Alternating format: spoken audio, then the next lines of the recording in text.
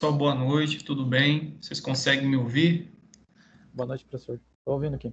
Tá aparecendo a projeção também? Tá, sim. Então, beleza, então. Então, hoje a gente vai iniciar aí nossa penúltima aula, né? Semana que vem nós teremos o nosso última aula antes das provas. E hoje eu trouxe para vocês o último tópico da unidade 3, que fala sobre o consumo de ar nos motores a 4 tempos. Tá? Então, a gente vai falar desse tópico hoje. É um tópico importante, tendo em vista que a eficiência volumétrica do motor, né, ou seja, o quanto de ar que o motor consegue admitir, né, é uma característica importante que está correlacionada aí ao desempenho mecânico dele. Tá?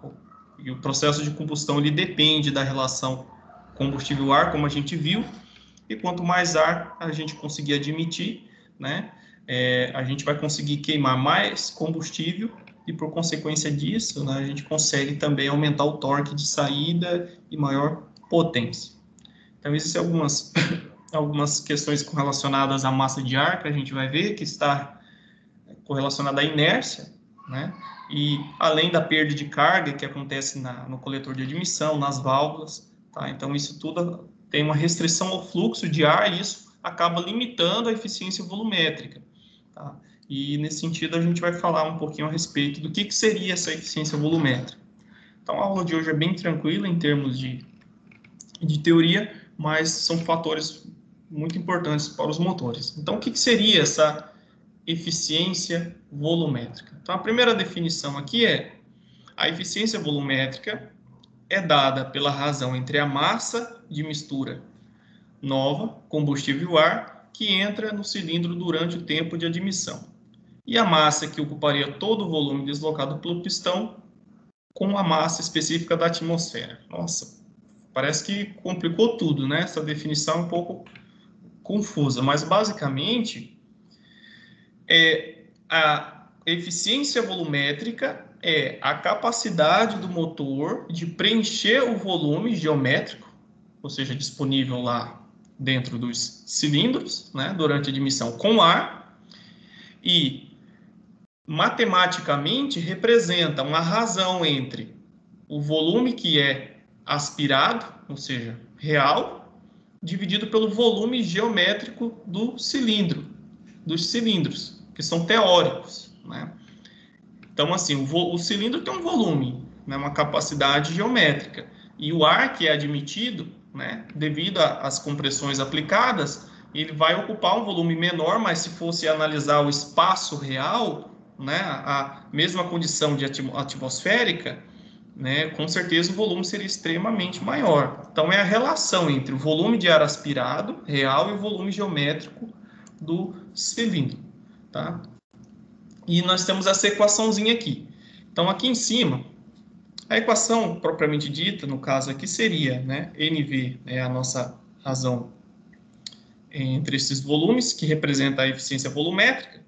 Aqui nós temos um 2. Esse 2, na verdade, é aquele fator de tempos que a gente viu anteriormente, que nada mais é que é o fato que no motor a 4 tempos, né, a gente precisa aí de 2 voltas do virabrequim para ter um tempo motor, né, um ciclo de trabalho completo. Então, esse X aqui, ele veio no lugar do 2 aqui. Tá? Então, esse 2 aparece nessa expressão dessa forma. Então, seria X vezes M subscrito E. Esse Mzinho ponto subscrito E é a vazão mássica, tá, da mistura de combustível que entra, né, dentro dos cilindros.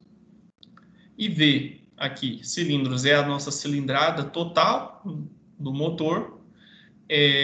Aqui nós temos ρ subscrito E, é a massa específica ou densidade da mistura. No caso aqui, a gente está falando de mistura fresca, né, que é antes da entrada propriamente dita nos cilindros. Então, é a densidade da massa, densidade ou massa específica da mistura fresca. E aqui a vazão mássica, né, o quanto de massa está entrando por tempo, por minuto, nos cilindros. Aqui nós temos a rotação, né, do motor, Então, basicamente, é essa expressão que nos dá. O que a gente vai obter, né? A gente vai obter um valor que está entre 0 e 1. O máximo é 1, tá? Nesse caso. E é um percentual, a gente vai obter valores até 1, né? Multiplicando por 100, a gente tem um valor percentual dessa eficiência volumétrica, que a gente chama também de rendimento volumétrico. Então, é importante entender que a gente pode encontrar dois termos, tá? Com relação a esses valores, né, o motor ele é capaz de puxar todo o volume teórico de ar disponível, né, quando ele atinge esse 100%. Tá? Então, quando ele consegue admitir, né, todo o volume teórico de ar, ele atinge 100% de eficiência volumétrica. Em alguns casos especiais, né, a gente consegue uma eficiência volumétrica ligeiramente superior a 100%. Tá? A gente vai ver que a gente pode melhorar isso usando, né, turbocompressores ou sobrealimentação. Tá? Vamos falar um pouquinho mais a respeito dessa massa específica da mistura. Tá? É importante entender que a massa específica da mistura ela é importante para o cálculo, né, da eficiência volumétrica e ela vai influenciar nessa eficiência volumétrica na forma como essa densidade, né, da mistura fresca é obtida. Tá? Neste caso aqui, a gente obtém essa medida um pouco antes das válvulas, né? Ou próximo da válvula de admissão. Isso, o que vai nos permitir em termos de resultado? Né? Quando a gente toma a medida da massa específica ou da densidade próximo da entrada da válvula, ou na própria entrada da válvula, a gente consegue medir a eficiência, né, volumétrica resultante aí do bombeamento do cilindro e das perdas da válvula somente. Tá? Então, a eficiência de bombeamento e perdas que resultam ali das válvulas. E também, isso aqui implica em termos técnicos de tomada de medida. Tá? Não é muito conveniente ou, às vezes, não é possível a gente medir a massa específica na entrada da válvula. Entretanto, né, a densidade da atmosfera próxima da tomada de ar do motor, né, ela pode ser medida sem maior dificuldade. Então, quando a gente mede a densidade próxima da tomada de ar, né, a gente consegue usar essa densidade e obter uma eficiência volumétrica que a gente chama global, tá? O NV global do todo o sistema. Tá? Então, a gente consegue aí entender o desempenho do escoamento dentro, né, da admissão do motor, assim como das condições de escoamento dos cilindros e de perdas nas válvulas. Tá? Então, a diferença entre a eficiência global e da eficiência volumétrica comum, como está aqui, é o fato de que uma é tomada na entrada da válvula ou próximo dela, aí a gente consegue ter uma eficiência volumétrica somente correlacionando as condições de bombeamento do cilindro e perdas das válvulas, e quando a gente mede lá, né, a densidade da atmosfera, né, próximo da tomada de ar, aí a gente tem toda uma medida global com relação à eficiência volumétrica do sistema. Tá? Então, existem essas duas informações que, às vezes, pode estar presente em algum relatório ou algum exercício, vocês precisam entender o que pode estar sendo avaliado ali. Bom, com relação a outra equação, a gente tem algumas equações, vocês vão encontrar várias equações de eficiência volumétrica, tá? Adaptadas, tá, para as condições ideais, condições de operação, para motores diesel com suas características. Uma equação da eficiência volumétrica, essa equação da eficiência volumétrica é tanto válida para motores por ignição por faísca quanto para ignição espontânea. Tá? Agora, quando a gente faz algumas adequações, eu não vou entrar nos detalhes das deduções dessas equações, mas, sobretudo, essa aqui é utilizada, né, para motores por ignição por faísca, ou seja, ciclo Otto, para qualquer condição de operação. Tá? A diferença básica entre elas é que aqui agora, né, a gente vai ter uma mistura de ar, vapor de água e mistura de combustível vaporizado, tá? E essa aqui, mistura de emissão aqui de entrada, é uma mistura combustível-ar, e esse ar é considerado seco, dessa forma, tá? Então, aqui essa expressão, ela é em função da massa, né, admitida, só que é uma mistura, onde é composta, né, vamos assim dizer, uma mistura de ar, vapor de água e combustível.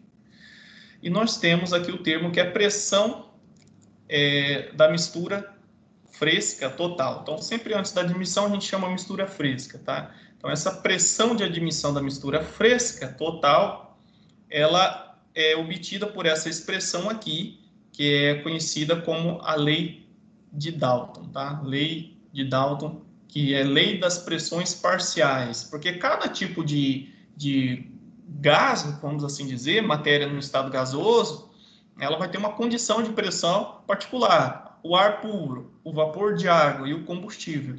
Então, a lei de Dalton, ela faz uma correlação das pressões parciais através dessa relação matemática aqui.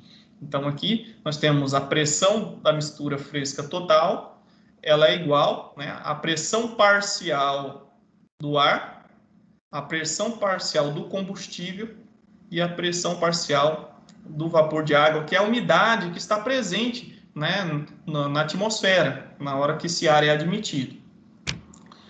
Aqui, como eu já disse, nós temos alguns outros termos, que não apareceu antes, mas este aqui é a área do pistão, isso aqui é o volume, a velocidade do pistão, tá? Então, isso aqui vai dar uma medida para a gente de vazão, tá? Se a gente fazer o produto da área pela velocidade, a gente vai estar trabalhando aí com uma determinada vazão. Essa vazão está em função da geometria da área do nosso pistão e a velocidade com ele escoa, tá? Então, aparece esse termo aqui. E essa aqui é a massa de ar, né, que é admitida aí no processo de admissão. Então, essa é uma equação que nos dá aproximadamente a eficiência volumétrica, né, para um motor de ignição por faísca, considerando quaisquer condições de operação. Tá? A gente vai fazer um exercício e vai entender um pouquinho melhor a respeito da aplicação dessas equações. A gente observa que, neste caso aqui, não está presente a densidade do fluido, né? Mas a densidade, ela, de certa forma, ela entra nas equações de pressão, tá? Lá pela lei dos gases ideais, né? A pressão, ela é proporcional, ela é PV, né? Pressão vezes volume, deixa eu ver se eu lembro, pressão vezes volume igual a nRT, né? Mas a questão aqui, deixa eu apagar aqui. A equação dos gases ideais, ela correlaciona pressão e densidade. Então, a densidade é igual, na verdade, a pressão dividido por R vezes T. R é a constante dos gases, né? T é a temperatura. Então, a pressão é igual ao produto da densidade vezes a constante do gás e a temperatura na qual ele está sendo admitido aqui. Então, aqui entra, né, a densidade de forma indireta do nosso fluido. É importante lembrar o que seria densidade, né? A gente está falando muito em densidade de admissão, onde é medida essa densidade, porque assim, pegar a densidade, a pressão atmosférica e pegar a densidade na entrada de admissão tem diferença, por quê? Então, assim, a densidade, de forma simples, é a massa que ocupa um determinado volume, né? Então, a densidade é a massa por volume. Quanto maior a densidade de uma determinada mistura, quer dizer que, para o mesmo volume, eu tenho uma maior quantidade de massa ali admitida, tá? Então, isso influencia nessa questão da eficiência volumétrica. A gente vai trabalhar um pouquinho melhor essa expressão mais à frente, tá? Vamos a um exercício de aplicação aqui. Está pedindo nesse exemplo para calcular a eficiência volumétrica de um motor de ignição por compressão, no caso o motor diesel, com os seguintes parâmetros. Aqui nós temos a cilindrada, que é o volume dos cilindros, né? Tá em 3,8 litros, ou 3.800 centímetros cúbicos, né? Então, quer dizer que se somar todos os volumes, né, de cada cilindro, a gente vai ter uma cilindrada total de 3.800. O fator de tempos aqui, x igual a 2, a expressão, ela já é, para nós, a gente já utiliza direto, né? A pressão do ar de admissão, 1,5 bar, a temperatura do ar de admissão, a constante de gás para o ar seco, a rotação do motor, a massa de ar de admissão, né? E aqui a nossa... se nesse caso, né, o exercício ele já foi bonzinho, ele já nos forneceu essa densidade ou massa específica do ar na admissão, né? Se o exercício não nos fornecesse, a gente poderia calcular pela expressão anterior, né? Que a densidade, deixa eu só voltar aqui, é a pressão dividido pela constante do gás, né, e a temperatura. Obviamente, aqui nós estamos trabalhando em temperaturas absolutas, né? Então, aqui a pressão é a pressão absoluta.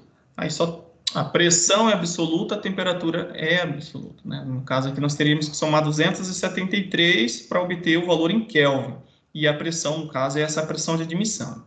Pressão de admissão, a temperatura de admissão em Kelvin. Então, se a gente fizer esse cálculo e trabalhar nas unidades corretas, porque aqui está em bar, né, teria que fazer uma conversão para obter aqui em quilograma-força, né? Mas, enfim, se não nos fornecesse esses dados, a gente teria condições de calcular a densidade do fluido, no caso, né, de admissão aqui, da massa de ar admitida. Mas vamos fazer usando já os dados do exercício. Então, basicamente é uma aplicação de equação. A eficiência volumétrica é dada, né, por 2 vezes a massa, né, de ar de admissão, 0,375 quilogramas por segundo. Ok? A nossa massa de ar, a densidade, né, do ar, 1, opa, tô com uma caneta muito ruim hoje. 0,0375.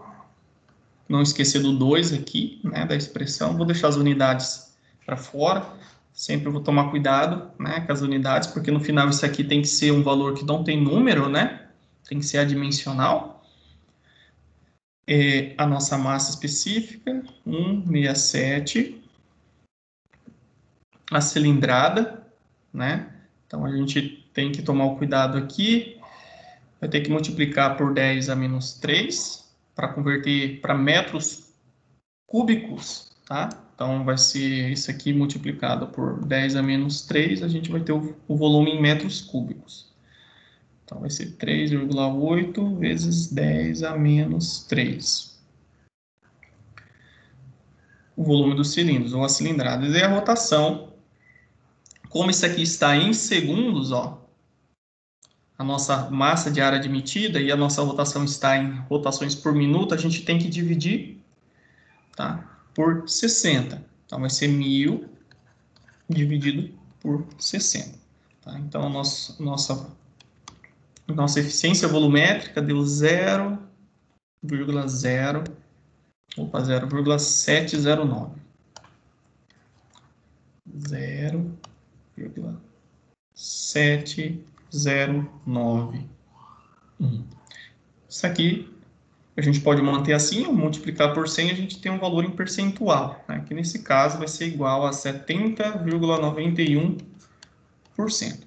Tá? Então, essa é a eficiência volumétrica desse motor, né, nessas condições de operação, admitindo o ar a 15 bar de pressão, tá? A 40 graus Celsius, né, considerando essa rotação e essa massa de ar admitido. Então, a gente teria condições de mexer em algumas propriedades aqui para melhorar essa eficiência volumétrica, né? Então, a gente vai ver um pouquinho melhor isso depois.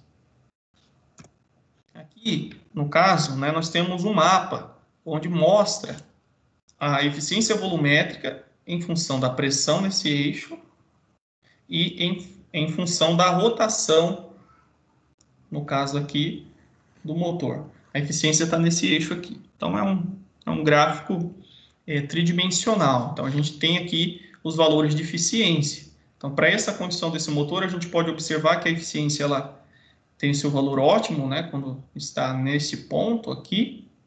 Então, neste ponto aqui, a gente tem a eficiência 0,9, né, quase 0,9. Para essa condição de pressão aqui e essa condição de rotação. Aí, dependendo do comportamento, a gente consegue melhorar ou né, acabar reduzindo aí a eficiência volumétrica. Mas, de antemão, a gente já pode entender que a eficiência volumétrica do motor ela vai ser influenciada pela geometria do coletor de admissão, da pressão, né, conforme a gente já observa aqui, também da temperatura e da massa, né, da vazão mássica, que depende aí da velocidade do motor. Então, essas características geralmente são organizadas, né, e os fabricantes projetam os seus motores, geralmente para eficiência volumétrica máxima, quando o motor está trabalhando a uma velocidade, carga média, a alta. Tá? Então, é onde a gente tem as melhores condições volumétricas. A eficiência volumétrica, a eficiência térmica e a eficiência mecânica, tá? O produto, ou seja, a multiplicação dessas três aqui, vai resultar no que a gente chama de eficiência global do motor. E isso aqui influencia, né, no final, que é o torque gerado. E, por sua vez, o torque, né, ele está dentro da relação de potência. Tá? Então, a eficiência volumétrica, ela influencia o torque, e, por sua vez, vai trabalhar aí na potência do motor. Então, a gente consegue melhorar o torque e a potência trabalhando na eficiência volumétrica. A eficiência térmica está relacionada, né, à dissipação e à queima do combustível, quanto de calor é gerado ali e efetivamente se transforma em trabalho. A eficiência mecânica está relacionada às perdas, né, relacionadas à dissipação por atrito, eficiência dos elementos do nosso equipamento. Aqui eu trouxe para vocês os diagramas. Na verdade, os diagramas que representam os ciclos padrão a ar, que a gente viu no início do semestre, né? Então, o ciclo padrão a ar, que a gente viu, é esse aqui do meio. Então, o padrão a ar, porque a gente faz algumas simplificações, a gente considera, né, que o ar é um gás perfeito, e esse ar, que é o nosso fluido de trabalho. Então, nós estamos trabalhando com um processo adiabático, isobárico e isotérmico, dentro dessa região aqui, que a gente chama região de admissão. Tá? Então, no ciclo nós temos aqui na etapa 6, 7 e 1, 6, 7 e 1, a gente tem a etapa de admissão. Aqui, no caso, é o ciclo padrão a ar, considerado aí no início das nossas análises. Bom, vamos entender o que cada um desses aqui representa. E, na verdade, o foco é nessa parte daqui para cá, tá? Daqui para cá e, no caso, daqui para cá, que seria a etapa de admissão, né? Então, nós estamos focados em entender o que acontece com relação às pressões de admissão aqui e as pressões de escape. Quando a gente tem uma situação em que a pressão de escape, tá, do nosso motor, ela é, né, no caso, a divisão entre a pressão de escape e a pressão de admissão. Quando a pressão de escape for menor que a pressão de admissão, né, nós vamos ter uma condição aqui de sobrealimentação. Tá? É uma condição de sobrealimentação. Neste caso aqui, é onde nós temos tanto a pressão de admissão e escape, né, idênticas. Aí é a situação do motor a plena carga. E aqui, no caso, é em situação de carga parcial, né? Que a pressão de escape ela é maior que a pressão de admissão. Então, cada uma dessas situações, né, vai ter um efeito aí. Bom, para o caso, né, em que a pressão de admissão, vou colocar aqui, pressão de admissão é maior que a pressão de escape, né, a mistura, ela vem daqui, ó, né, aqui é a admissão, né, do fluido, então o fluido é admitido, aí ele vai passar pelo processo de compressão, né. Aí o escape acontece daqui, né? Que no caso o ponto 6 é a parte de escape. Escape é admissão. Para o caso em que, no caso, né, a pressão de admissão ela é maior que a pressão de escape, a mistura ela vai entrar, né, no cilindro, comprimindo os gases residuais, que são os gases de escape, né? E vai facilitar isso a exaustão, né? Então a pressão de admissão ela é maior e a pressão de escape é menor. Então, no tempo, né, de escape, a pressão de admissão vai fazer a expulsão desses gases. Aí, no caso aqui, em que a pressão de admissão ela é menor, né, que a pressão de escape, a gente vai ter uma situação em que os gases, né, de escape, eles vão ir para a tubulação de admissão, porque a sua pressão é superior, né, no tempo de admissão. Então, isso acaba prejudicando a eficiência térmica do motor, tá? Essa situação aqui, porque o fluxo vai ser na contramão do processo aí. E aqui nós temos a situação em plena carga, tá? Que foi a situação que a gente analisou. Tanto a pressão de escape quanto a de admissão acontecem na mesma faixa de pressão. Quando a gente fala, né, nesse processo de alimentação, de admissão, nós temos os coletores, né, os coletores. Os coletores, eles são os elementos, tá, de ligação entre a borboleta, ou o carburador, no caso, né, e o motor. Então, nós temos os coletores, que a gente também chama de tubos de admissão, tá, comumente chamado aí dentro da indústria automotiva. Basicamente, este componente, o que ele faz? Né? Ele transporta o ar do exterior do motor até os dutos de admissão do cabeçote. Tá? Então, nós temos essa função. Aqui nós temos 3 exemplos. Eu vou falar um pouquinho melhor a respeito deles.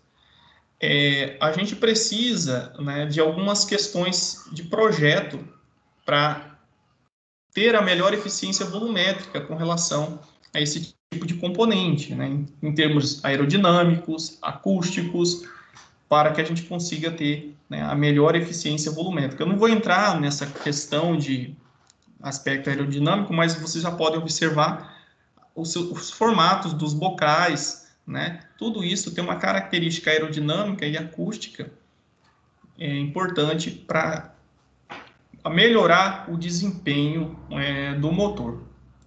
Mas, sobretudo, né, a melhor eficiência, né, vai ser quando esses coletores ou tubos de admissão trazer a maior pressão na entrada, né, da válvula de admissão, tá? Então, é a situação de melhor desempenho possível que a gente busca com esse tipo de motor, né? Levar a maior pressão para a válvula de admissão, né? Por consequência disso, a gente melhora a eficiência volumétrica. Bom, com relação aos tipos, nós temos os simples dutos, que são esses aqui, o primeiro, né? Nós temos o pleno, que é esse segundo aqui, tá? E nós temos também alguns outros que são complexos, são vários outros sistemas complexos, que têm diferentes comprimentos de dutos e borboletas para desviar o fluxo, tá? Então, são várias geometrias. Os mais comuns, né, é o simples duto e o pleno. Bom, existe um fenômeno que Os coletores, eles têm que evitar isso, né? Seu projeto aerodinâmico e acústico, né? Mas em algumas situações de trabalho, né, vai acontecer um fenômeno que a gente chama de efeito RAM, tá? Efeito RAM também é encontrado, né, o termo de enchimento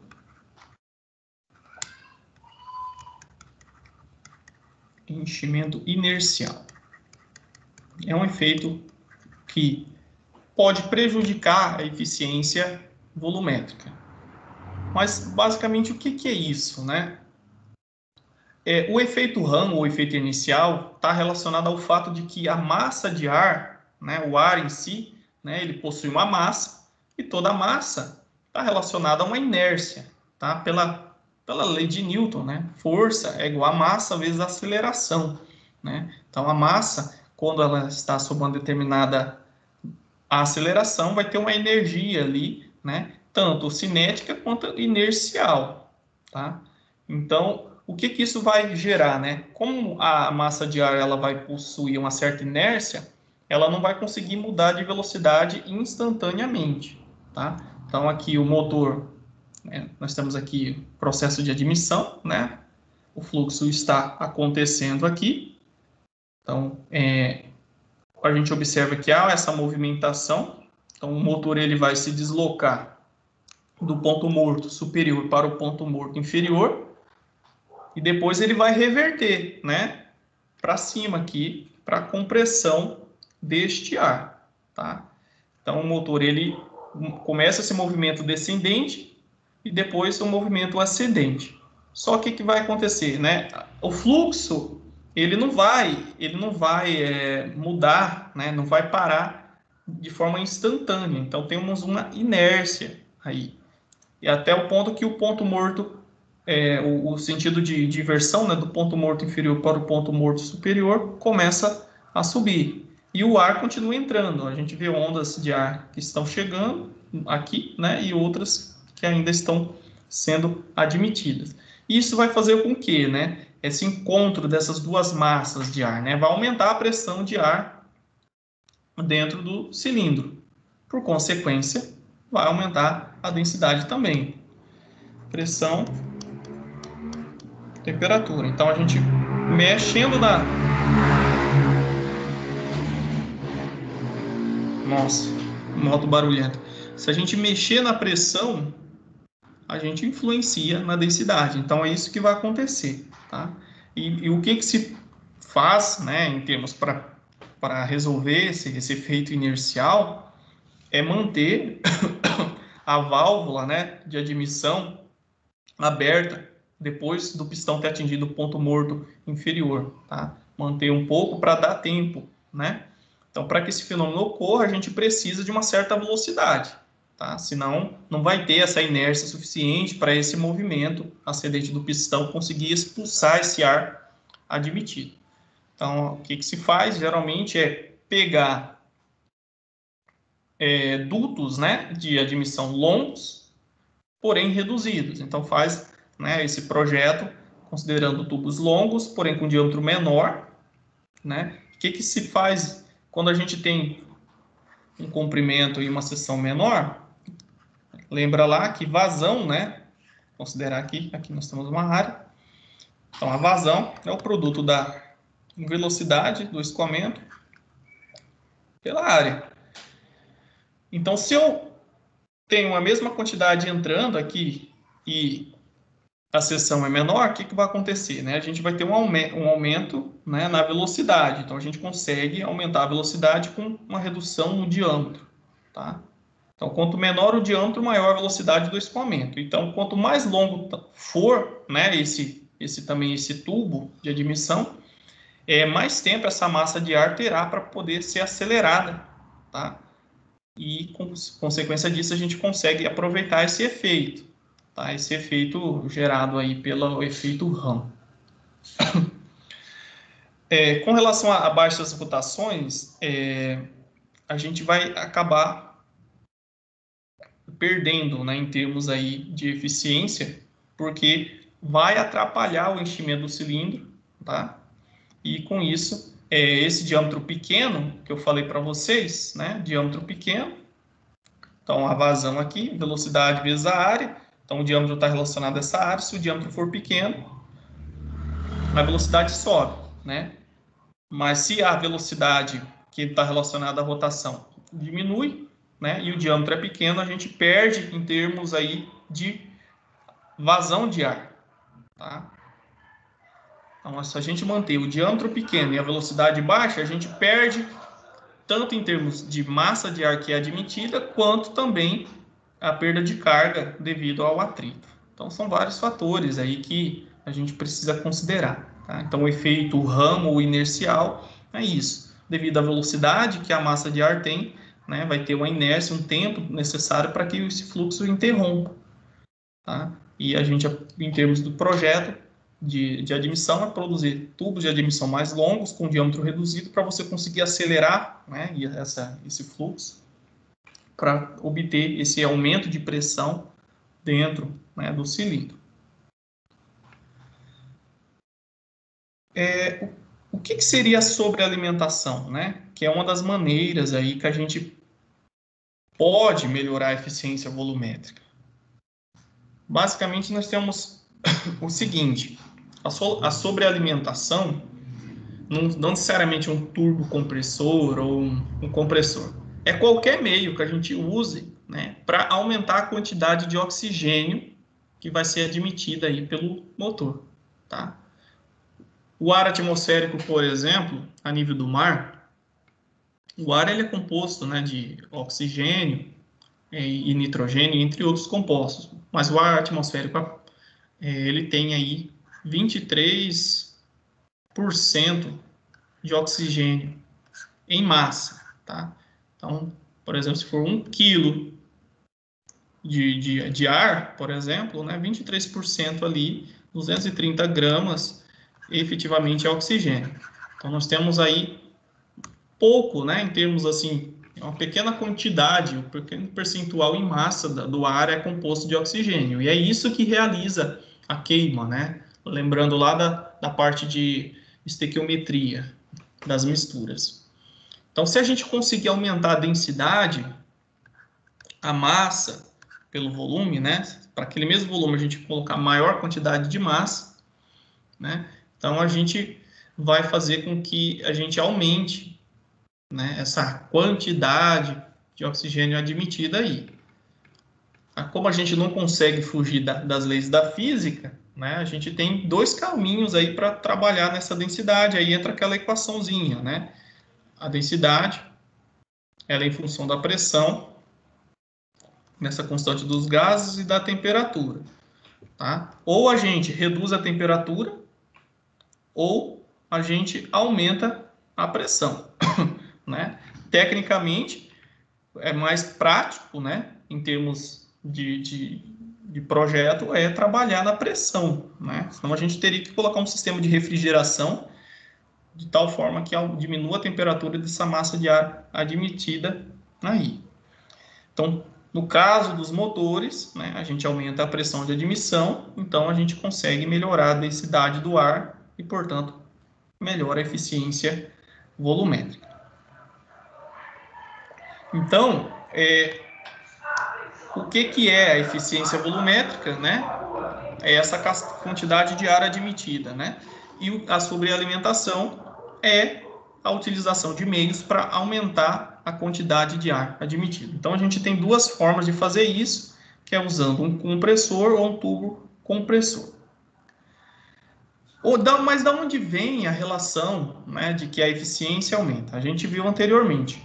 Porém, a gente também melhora a potência de um motor, tá? A potência do motor é correlacionada a essa equação, tá? Que está em função da massa de ar admitida, da fração, né, a combustível ar, o poder calorífico e aquela eficiência global que eu falei para vocês anteriormente.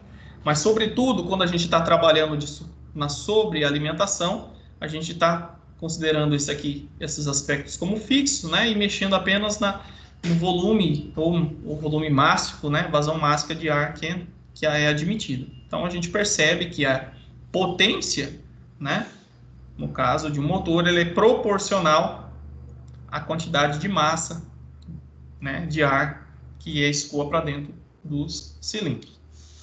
Vamos ver um pouquinho a respeito dos tipos, né, de sobrealimentação. Então, como eu disse, nós temos a sobrealimentação mecânica e a sobrealimentação por um turbo compressor. Essa primeira parte aqui, a gente vê, né, no caso, um compressor mecânico, que está aqui em corte. Tá? Então, um compressor mecânico do tipo Roots, e nós temos também outros tipos de compressores que podem ser utilizados nesse processo. Mas, basicamente, né, esses compressores mecânicos, né, no caso aqui de parafusos, por exemplo, eles são conectados ao virabrequim, né, por uma correia, geralmente dentada aqui, e duas polias. Tá? Então, a rotação do virabrequim do motor que vai promover o trabalho mecânico aqui do compressor. Então, o próprio motor, né, a energia térmica, né, a energia mecânica gerada pela queima do combustível vai gerar um torque, e esse torque, parte dele vai ser aproveitado aqui, no caso, né, para o trabalho. O nome desse aqui, né, desse turbocompressor está aqui, né, é norueguês, é Lysholm, vocês podem falar em português, né, a pronúncia eu não sei pronunciar adequadamente, mas é Lysholm, é um turbocompressor também utilizado, turbocompressor não, um compressor mecânico utilizado na aplicação de sobrealimentação, tá? Então, são de palhetas ou de lóbulos, né, como nesse caso aqui são rotores. Qual que é a vantagem, né, de se usar isso aqui? A gente observa, né, que o gás de escapamento ele não é utilizado aqui, como no caso aqui que a gente vai ver, né, mas basicamente ele responde quase que imediatamente, né, qualquer mudança de carga, porque está totalmente atrelado aqui, né, ao eixo motriz do nosso motor. Já a desvantagem, como a gente já pode ver diretamente, é o aumento, né, do consumo de combustível devido, né, a gente estar utilizando o torque mecânico do próprio motor. Tá? Então, a gente também toma um pouco de potência mecânica para isso. No caso do turbocompressor, aqui o sistema, ele é alimentado, né? Na verdade, a gente usa uma turbina, tá? Nós temos aqui uma turbina, que é o motor, ok? O motor. Aqui é o duto de escapamento e aqui é o duto de admissão. Então, nessa linha, né, de funcionamento, temos, né, a turbina, tá? Nós temos o compressor e uma turbina, perdão, tá? Enquanto a turbina, ela vai aproveitar os gases de admissão, tá? Que tem uma certa energia, tá? E vai aproveitar essa energia, né, dos gases para a gente conseguir, né, acionar o compressor. Tá? Então, a gente consegue aproveitar os gases acionam a turbina, perdão, né, e a gente usa um compressor para admitir o ar atmosférico. Então, nós juntamos as duas energias aqui e temos um ar comprimido. E esse ar comprimido ele vai entrar aqui no motor. Tá? E a vantagem é que a gente não utiliza a potência mecânica do motor para acionar. Então, tem uma fonte externa de alimentação. Aqui nós temos um exemplo gráfico, né, onde mostra o torque do motor em função da rotação. Essa curva inferior aqui, né, o motor aspirado naturalmente, sem ação mecânica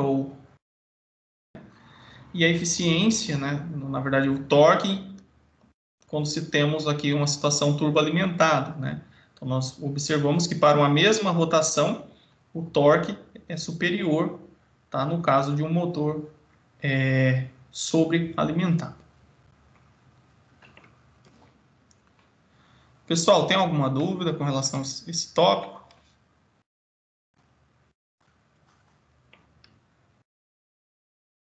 Bom, então vamos seguindo aqui. Vou fazer um exercício para a gente praticar os conceitos, tá? Eu vou deixar o outro no final, onde vocês vão trabalhar nos conceitos relacionados a essa parte da matéria.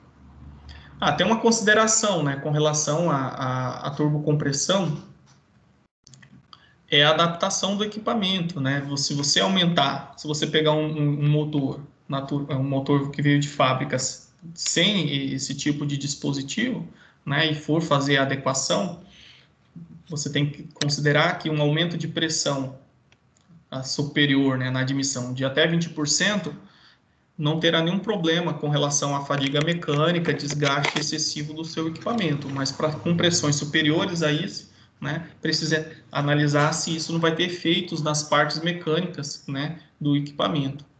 Motores a gasolina, né, quando você aumenta a pressão, você também tem que entender se o combustível, né, ele não vai entrar em autoignição. Então, tem fatores relacionados à autoignição dos motores a gasolina quando se usa, né, a sobrealimentação. Então, vamos aqui. Então, o que esse exercício fala? Na tabela a seguir, nós temos o resultado do teste de um motor Otto em dinamômetro. Tá? Então, foi feita a testagem usando o dinamômetro, e esse motor ele é de 1,6 litros de cilindrada, ou seja, 1,6, com injetores de combustível montados no coletor de admissão, equipado com turboalimentador. O combustível é o etanol hidratado e ele está acelerado a 100%, ou seja, a válvula, né, a borboleta está 100% aberta, se fosse um motor carburado, né? Você deve calcular a potência do motor e o consumo específico de combustível e de ar a cada rotação a partir dos dados fornecidos no teste. Então, aqui nós temos os dados dos testes, né? O torque, né? E a rotação aqui em cima, então foi medido para a rotação de 100, de 1.000, 2.000 e 3.000 rotações por minuto. O torque, desenvolvido em cada uma dessas rotações, qual foi o combustível, né, o consumo de combustível em massa por hora, então é o horário, e qual foi o consumo de ar também observado, horário, a temperatura de entrada no compressor, a temperatura de saída e a temperatura do coletor de admissão, qual é a pressão, né, barométrica, a pressão de entrada do compressor, a de saída e a de admissão do coletor. São vários dados que a gente vai utilizar para resolver o que ele pede. Então, ele está, primeiro, a potência, o consumo específico de combustível e de ar para cada uma dessas rotações. Então, a potência, o consumo específico de combustível e ar para cada situação. Tem uma equação, né, de potência que eu não trouxe antes, mas a gente já vai acessá-la aqui. Então, a potência, ela pode ser calculada, né, pelo produto do torque e da rotação. Aqui essa equação ela vai nos dar o valor da potência em kW. Tá? Então, é uma equação já usando os termos de conversão, então ela vai nos fornecer valores em kW. Então, a potência é o produto do torque e da rotação. 2π vezes N dividido por 60, você está trabalhando na conversão, né, do torque em rotações por minuto para radianos por segundo. Aqui nós vamos dividir o nosso torque em Newton-metro por 1000, né? Aí você vai trabalhar na unidade em kW. Então é isso. Então essa é a expressão. Então, para a potência do motor em diferentes rotações, a gente vai ter que calcular o torque para cada situação. Quando a nossa rotação for igual a 1000, né, RPMs, rotações por minuto, qual que é a potência desenvolvida? Então, a potência vai ser igual a 2π vezes 1000. O torque desenvolvido aqui nessa situação é 90. Dividimos aqui por 60 vezes 1000. Então, acabou que esses dois termos se anulam, né? Mas, nesse caso, a gente vai obter 9,4 kW. Vamos agora para a situação em que a rotação é de 2000, no caso aqui. Então, para 2000, será que isso é linear? Será que a potência ela varia linearmente com a rotação? Nesse caso, a gente observa que depende do torque também, né? E a eficiência volumétrica e todos aqueles aspectos globais de eficiência influenciam no torque. Então, não há uma variação linear. Isso aqui de dobrei a rotação vai dobrar o valor da potência. Isso pode ser diferente. Então, vamos verificar. A potência, 2π, vezes 2000. Aqui o nosso torque aumenta. 196 dividido por 60 vezes 1000. Aqui, no caso, resultou em 41. Vou colocar aqui embaixo, que ocupa menos espaço. 41 kW. E, por fim, para a rotação de 3000,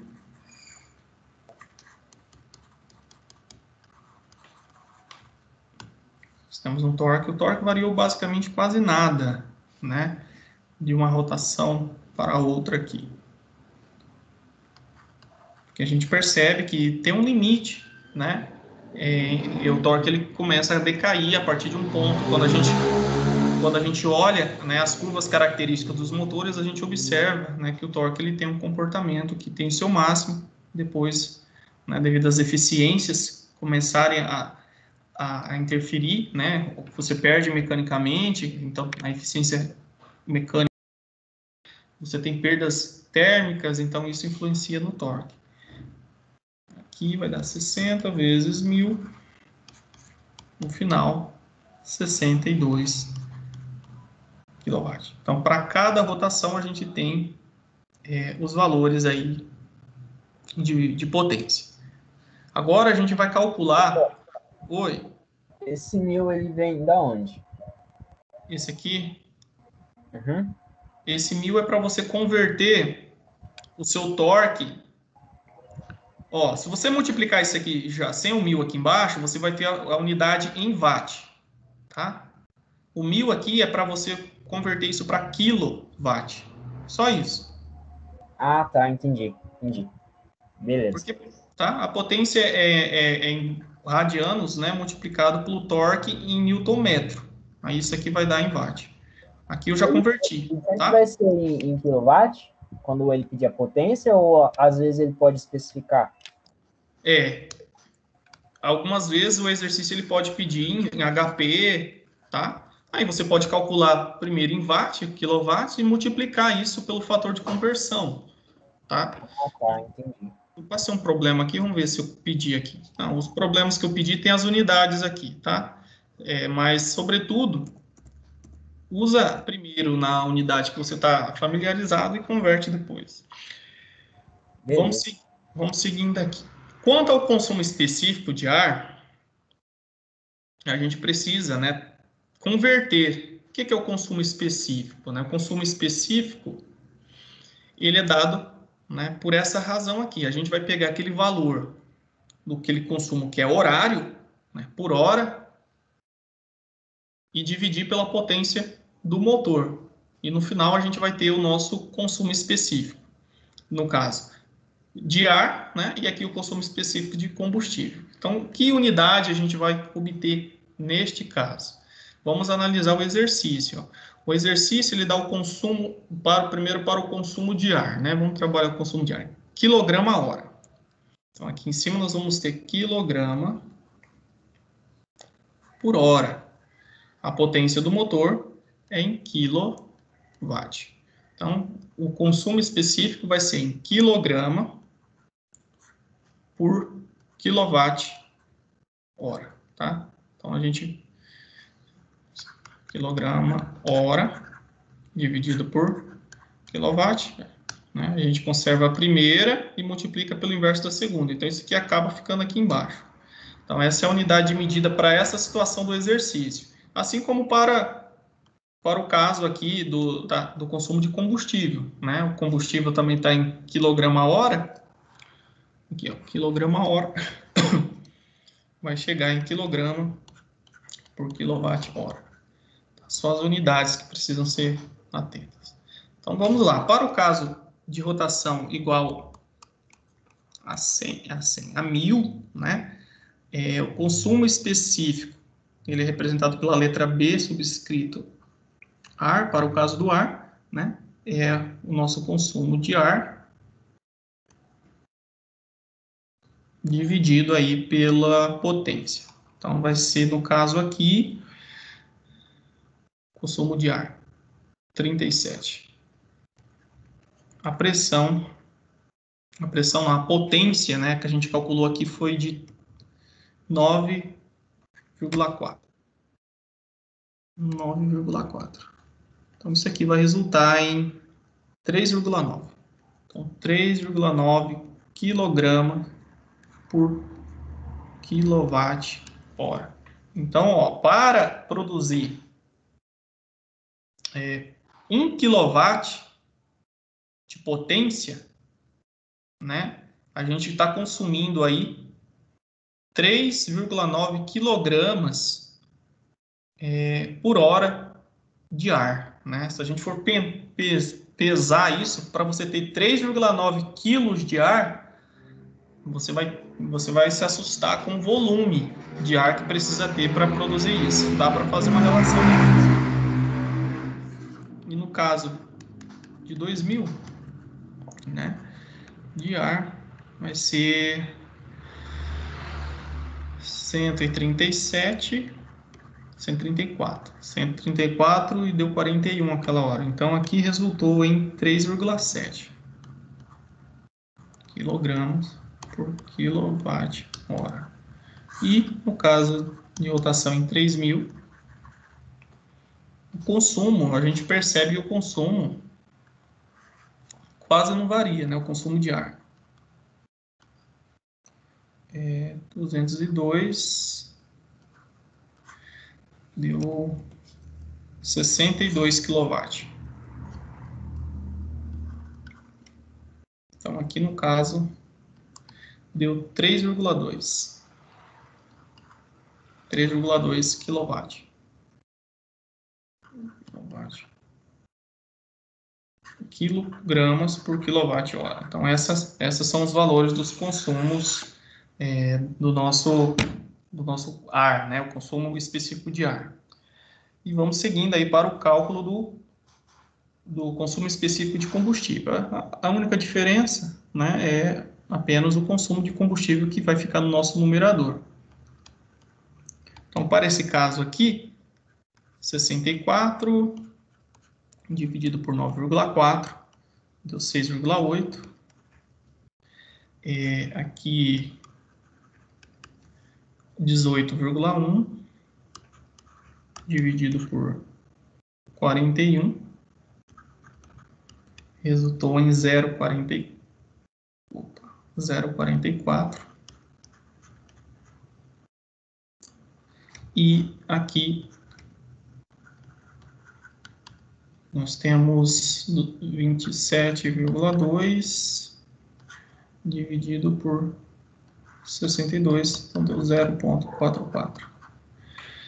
Então, o que a gente observa, né? Que o consumo de combustível, né, a eficiência, né, no caso, ela tende, né, a melhorar quando a gente trabalha, né, em médias e altas, né, rotações. Então, isso a gente encontra na literatura, né, que o projeto mecânico, né, dos equipamentos são para eficiências volumétricas, né, e consequentemente de consumo específico melhores, né, quando a gente trabalha com cargas médias, né, e rotações médias a altas. E a gente observa isso, né, nos valores de consumo de combustível apresentados aqui no exemplo. Então, isso é bem simples, tá? Então, posteriormente, você poderia pegar esses valores, né, de potência, assim como os consumos, e associar, por exemplo, a cilindrada, né, e também determinar outras características globais do motor. Vou deixar este para vocês praticarem e com um item a mais do outro, tá? Então, é a eficiência volumétrica. Então, como é um motor diesel, vocês têm a expressão para cálculo da eficiência volumétrica.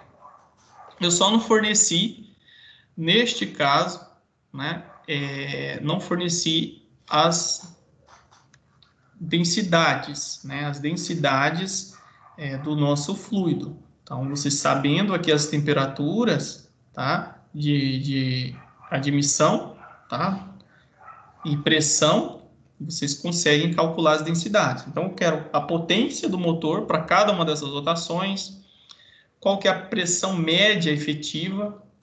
Isso aqui tem uma equaçãozinha anterior que a gente já trabalhou. Aí o consumo específico. Aqui no caso, o consumo específico está em gramas por quilowatt-hora, tá? E o nosso consumo diário de combustível estão em quilogramas. Então, vocês vão prestar atenção na conversão aqui. Então, todo o resultado que vocês tiverem aqui vai ter que ser multiplicado por 1000 no final. Aquele que é o consumo específico de combustível em gramas por quilowatt-hora e o consumo específico de ar, aí aqui em quilogramas por quilowatt-hora. Só para complicar um pouquinho e reforçar essa questão das unidades. E eficiência volumétrica do motor. Esse exercício é para vocês praticarem, tá? Não precisa enviar, porque a atividade avaliativa dessa parte do semestre é o relatório, tá? E para quem quiser se aprofundar um pouquinho mais nos tópicos de hoje, tá? Basta fazer a leitura do livro do Franco Brunet. Este caso aqui é o volume 2, tá? Então, Franco Brunet tem 2 volumes. Primeira parte a gente já viu, e agora a gente está entrando aí no volume 2 desse material, e claro, está associado ao material didático de vocês da disciplina, porém, né, o material da disciplina foi utilizado, né, utilizou em sua maior parte o livro do Franco Brunet aí para as referências. Pessoal, tem alguma dúvida? Como que tá os trabalhos? Estão conseguindo fazer?